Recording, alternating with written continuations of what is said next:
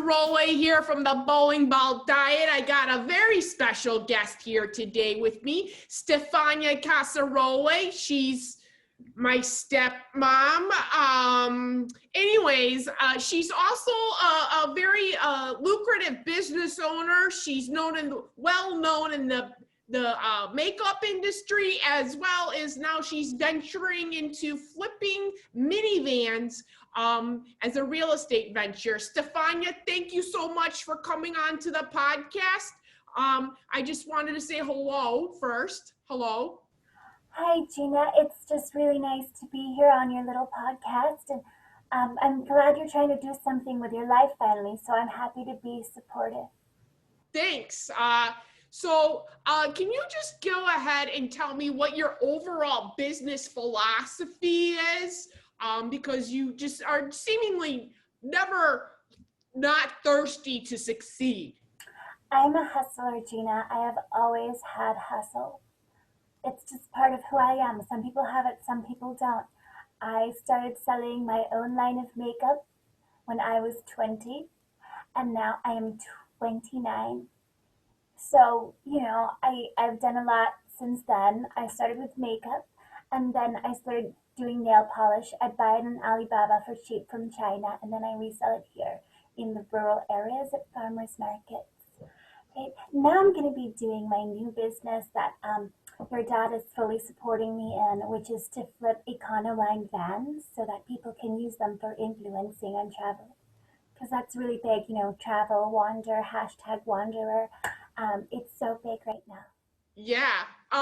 Do you have a lot of experience in minivans? Because I know that you tend to like to not be in vehicles when I drive you.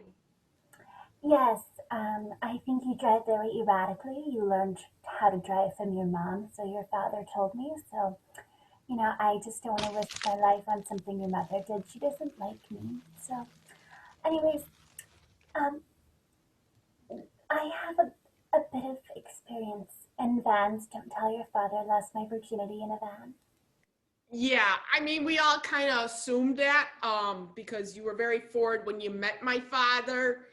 It's a very interesting pairing, but that was our first, I gave him a hand job in a van.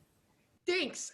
Stuff I love to hear about my pops. Yes, I'm glad that you are not having to slow down on making more peanuts. I really feel like it makes you uncomfortable that I'm close to your age and yet I have a vibrant, loving sex life with your father.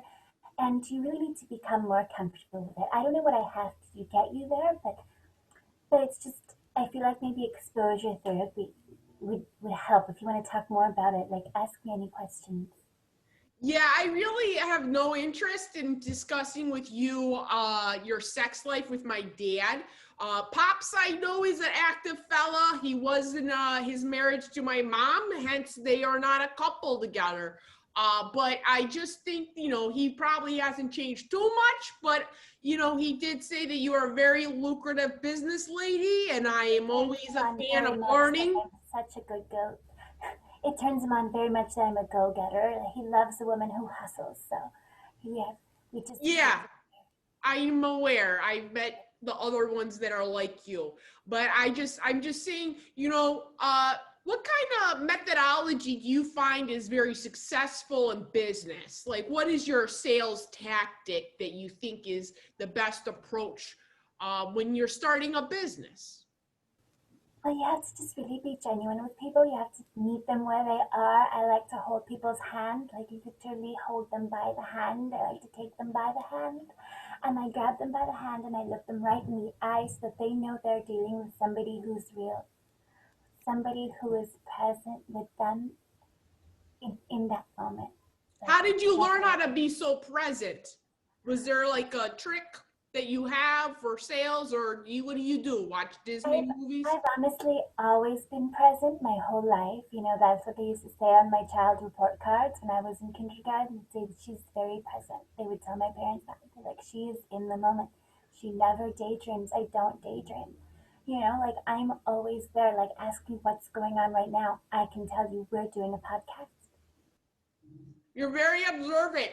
I think that, staying present is very important, but how do you look forward to the future? Like, how do you vision? Do you vision board? What is it you do to collate your ideas together? Honestly, what motivates me the most is to spend the money I don't have yet before I have it. So I rack up a lot of credit card debt and then I go, oh my God, I have to pay for this shit. And then I go and then I work really hard and I pay for it. So it's kind of like a vision board, but in reverse. And you know, it just involves getting into deep levels of debt. Okay, so you like having financial pressure for you to execute, is what you're trying to say here. Sometimes you just need to light a fire under your own ass, and that's just one way that I do that. I don't believe in vision boards because I feel like they take you out of the present. I feel like they take you too much into the future, and I'm just very overwhelmed by all the businesses that I have here right now. So I just focus on the now. Okay. So you mentioned that you focus on the now. You don't daydream. So what do you do when you like to escape your current situation? Like, is there any way you decompress?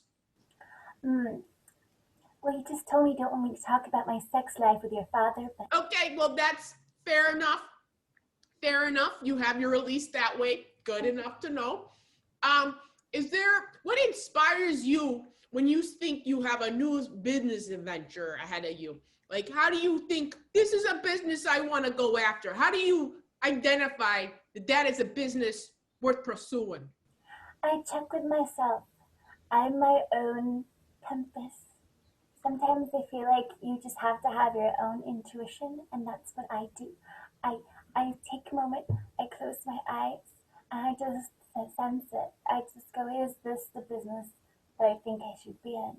And then I listen to myself and I go, yes, and then I do it. And that's just, you gotta trust your gut. You gotta Okay. trust your gut. Some people just don't have it. Have you ever been in a scenario where your gut took you awry in the wrong direction? But I'm pretty happy with where I am right now in life, so everything has led me to the now and the here and the now. So now my gut has always been perfect. That's cool. That's a very healthy outlook. Has there ever been a time that you felt like you were in a very dark scenario?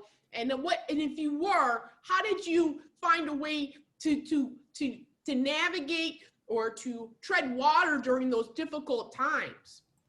Well, when I met your father, I was deeply in debt. I had a lot of credit card debt, but $177,000 in credit card debt that I had racked up as part of my motivational prep for my new business. And I, my new business wasn't really starting as quickly as I had hoped. And then I saw your father across the crowded room, and I said, that man's wearing a Rolex, you know? And so I decided to talk to him, and then he brought me into the light.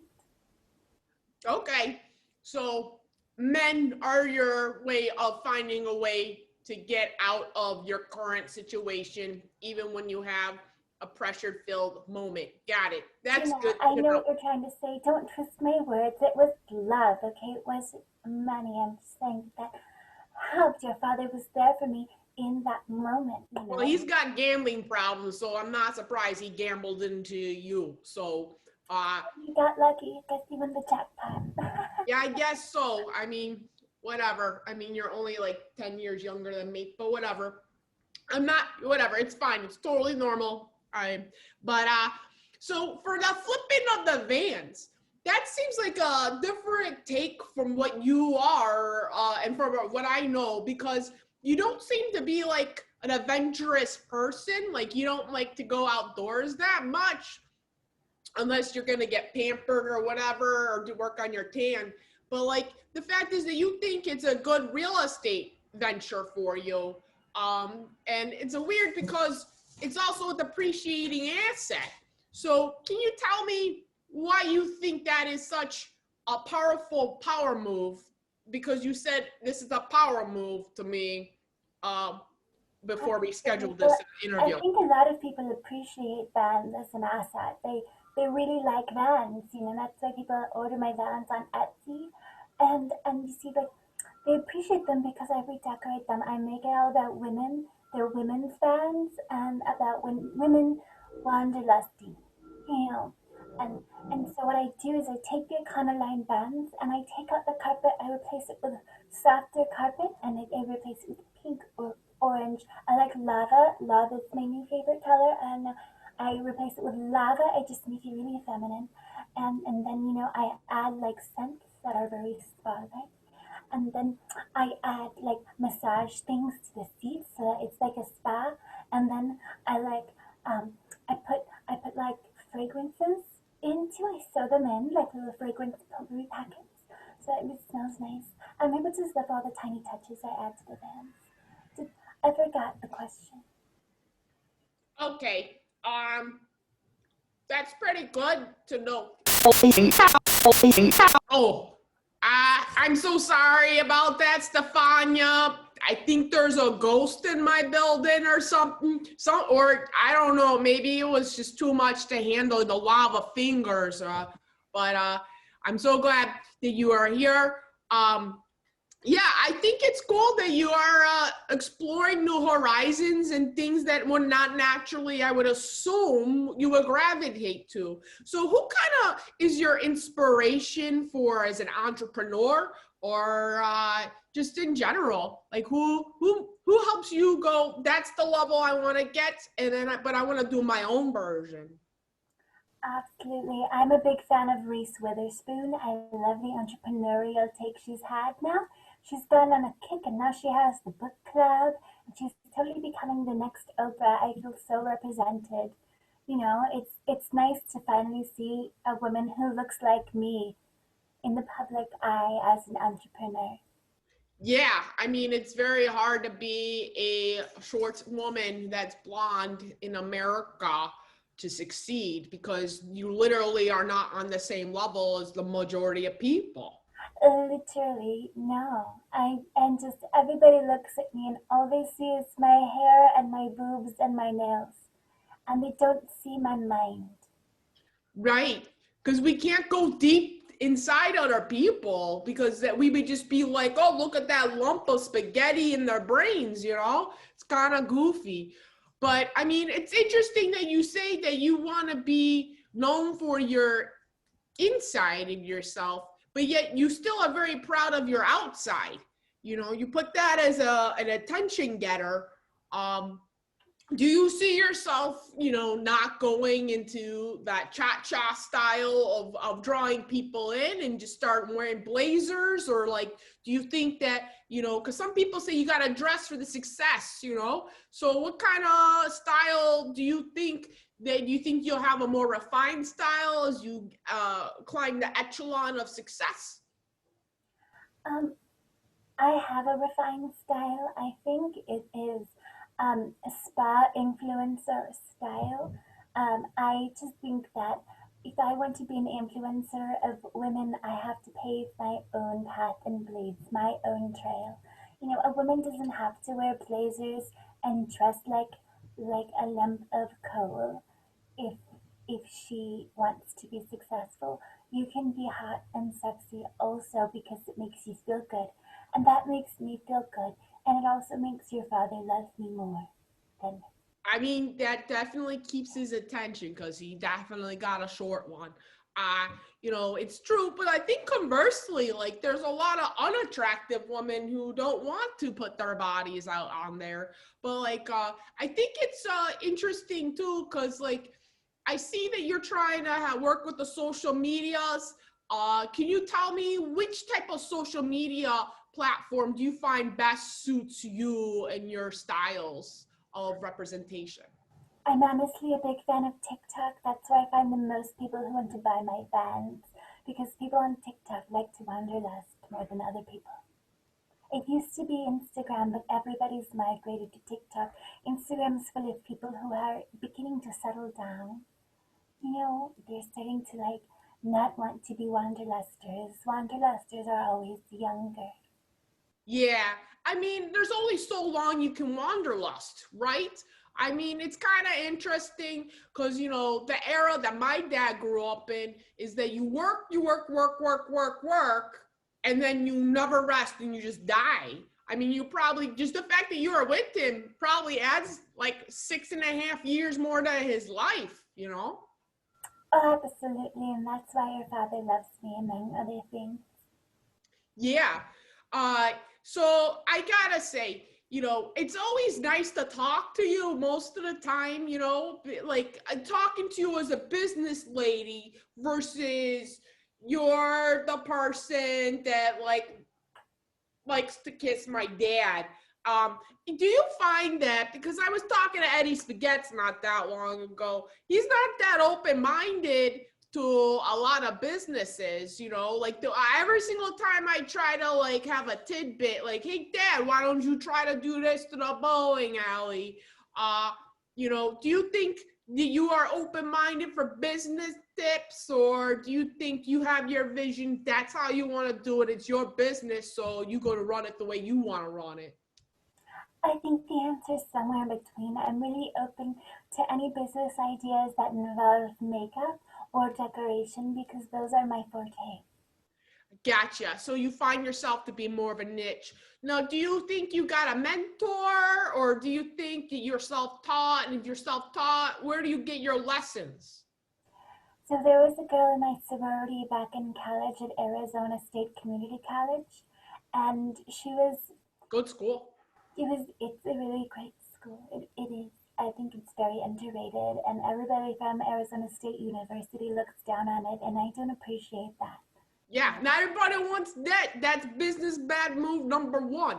I really don't trust sun devils. You know what I mean?